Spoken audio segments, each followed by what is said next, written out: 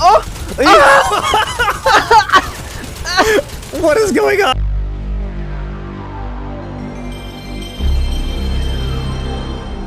Hey, Jarek here, and this video is sponsored by Scathe. Yep, the game I'm covering is sponsoring this video. So the devs reached out to me and wanted to see if I wanted to cover this game. I already had interest in this game. In fact, I mentioned it back in my Anomalous video back in February, so like half a year ago. So full disclosure, they are paying me to make this video, however, I already had interest and I have full abilities to be as positive and negative as I want. So who is developing this game? Who is publishing this game? Where did it come from? Well, it's being published by Quality Games, which was founded by Codemasters co-founder David Darling. Their games include Eternal Hope and upcoming games like Die by the Blade, Wildbender, Robobeat, and the now released Scathe. This game can be purchased right now for only 25 bucks. It released a couple of days ago on Steam. There's a link down below in the video information and in the pinned comment if you are interested. Also, did I mention that it has drop in and drop out co-op? Yeah, there's not many drop in and drop out co-op boomer shooters, so that was the main thing that really got me interested. But who's the devs? Well, the devs are Damage State, and this is actually their first game. Damage State was formed in 2019 by ex-AAA developers, which is a pretty common trend. As they put it, their focus is to make premium-level indie titles. Did they succeed? Well, let's talk about Scathe. Let's first talk about this PC release. Well, for the most part, it's pretty good. It has all the options I would expect. I don't feel any mouse acceleration at all. Aiming feels nice and smooth. It even has NVIDIA options. I love seeing DLSS in games. DLSS is such a good thing. And it has other options like NVIDIA Reflex. So overall, this game is a pretty good PC release, with the exception of one thing. This is a growing trend. I really hate it when games do this. But they tied motion blur to post-processing again. Like, why? Just add motion blur as a separate option. Your choices are now turn up post-processing so the game looks better, but now you have to deal with motion blur, or turn post-processing down so you have no motion blur, but the game looks worse. So yeah, there's a bit of a blemish there, but for the most part, I can't complain. This game just kind of works on PC. I never had any frame rate issues, it never crashed for me, it just kind of seemed to do fine. Not so much for my friend who I was playing with, who crashed multiple times, but he's also running on a 1060, so his computer is a little outdated at this point. I'm more willing to blame that on the 1060 and not the game. That card is getting pretty old. And thankfully, like I said, it has drop in and drop out co-op, so when he crashed, it didn't really mess with anything, he could just rejoin. So what about the graphics themselves? Well, for an indie game, they actually look pretty good. Textures are high res, the effects look decent. The only thing this game is a little lacking in are the animations. They are certainly passable and will not take you out of the game, but AAA they are not. I don't think it matters too much. This is not exactly the style of game you're going to pick up and look at the high quality reloading animations. There's no reloading in this game. And the enemies' animations were fine. They never really pulled me out of the game either. So what about the story? Well, this game doesn't have much of one.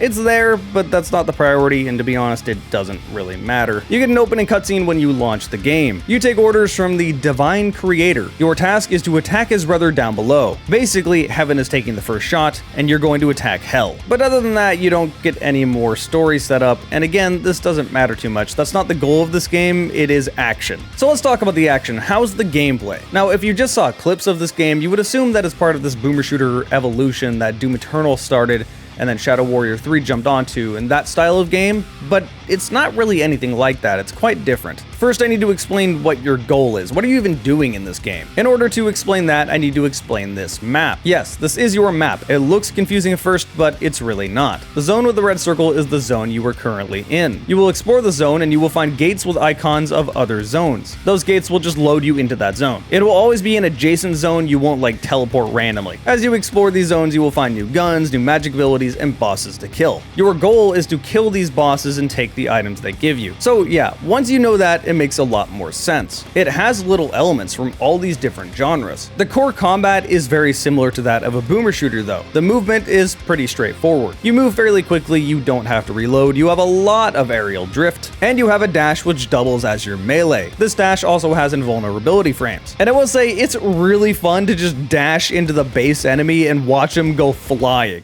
Dash. Why are these guys taller than me? What the heck? That is so satisfying. Yeet.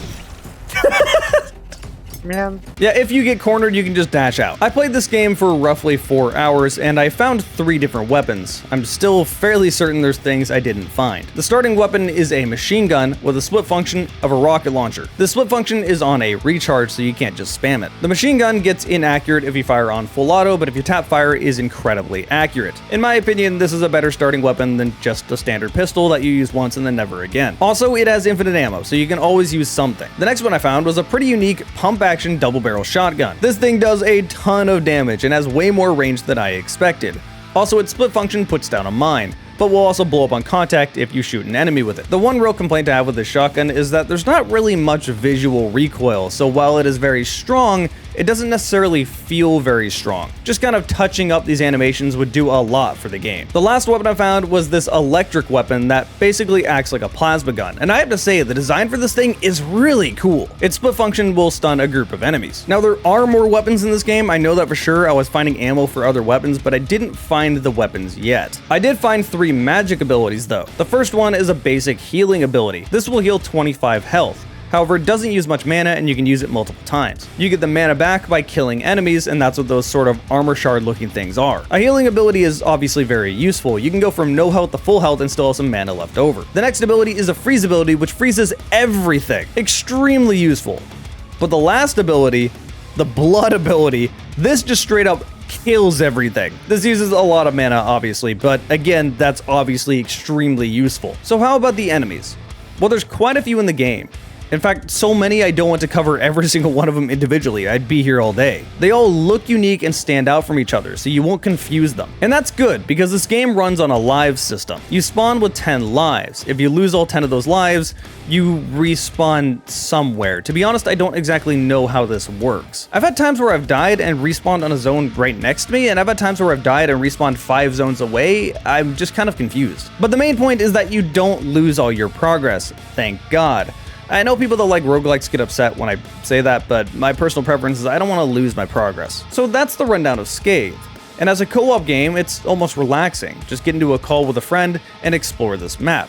Even with all the chaos, it can be relaxing. I mostly just really miss co-op games. I wish co-op was the standard like it used to be. However, I do have complaints, and one of them does pertain to some of the enemies. Sometimes, this game can just kind of instantly kill you without much warning. For example, these round enemies that my friend and I would call screaming meatballs.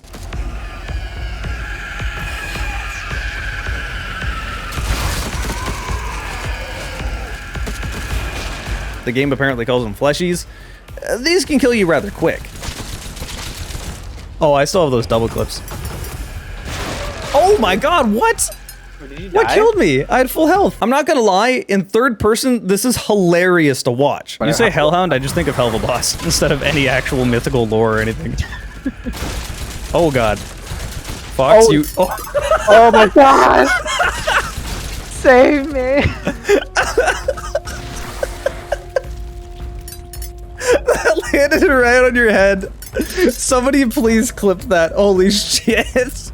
Just lead the way, okay? As far as enemies are concerned, this doesn't happen very often, but when it does happen, it's pretty frustrating. Ultimately, not that big of a deal. But what is a big deal are instant kill pitfalls. They're not even really pitfalls. If you just touch anything remotely seemingly deadly, you just instantly die. Are you walking near lava and happen to step into the lava? Instantly dead. Do you walk over a crack that has blood below it? You fall between the crack that you didn't even know was there and instantly die. I have tons of souls, but I do not have the spell.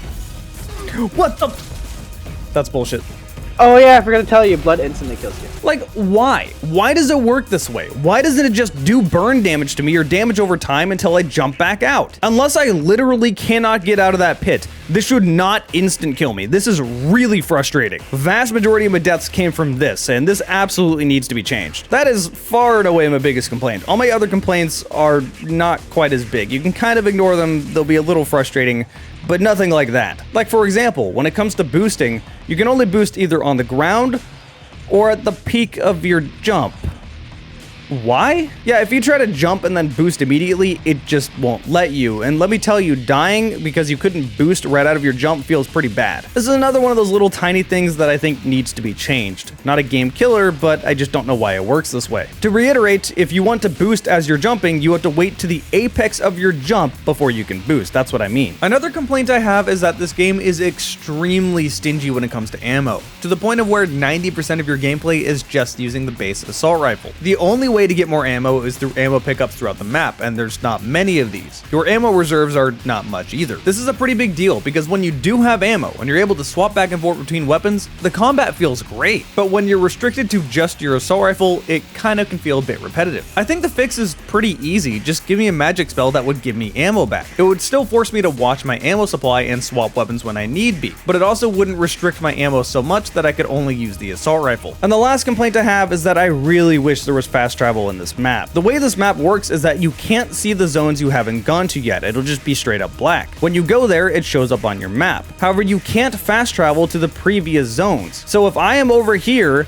and I want to go all the way over there, I need to travel through all of these zones again, and they will all still have the same battles as before. This game does lock you in arenas until you kill all of the enemies, and you have to do all of them if you go back to those zones. Like, why can't I fast travel? I don't see what this adds to the game. In fact, that's actually when I ended my stream. I had been streaming for about a good 4 hours, but I was looking at the map and the bottom right looked like there was something over there. It's kind of an empty spot, right? So I was making my way all the way from the top left to the top right. We got through about 6 zones or so. We ended up dying, and then it respawned me 5 zones back, and I just kind of said, all right, night guys, ending stream. Like, this is not a game killer, but it's definitely something that will not make you want to play the game in the moment. To be fair, I had been streaming for 4 hours and was starting to get that kind of mental fatigue. But I do really think there does need to be some form of fast travel. I can't see any reason why there shouldn't be. It wouldn't break anything, it wouldn't make anything too easy, it wouldn't make you overpowered. Like, I just don't know why I can't go back to previous zones I've been to before. And I can't even come up with like a funny way to defend this. Like, for example, with the instant death pitfalls, it could be pretty funny to watch your teammate fall into those. Oh, there's an extra life here. Okay, I can do this. I got it.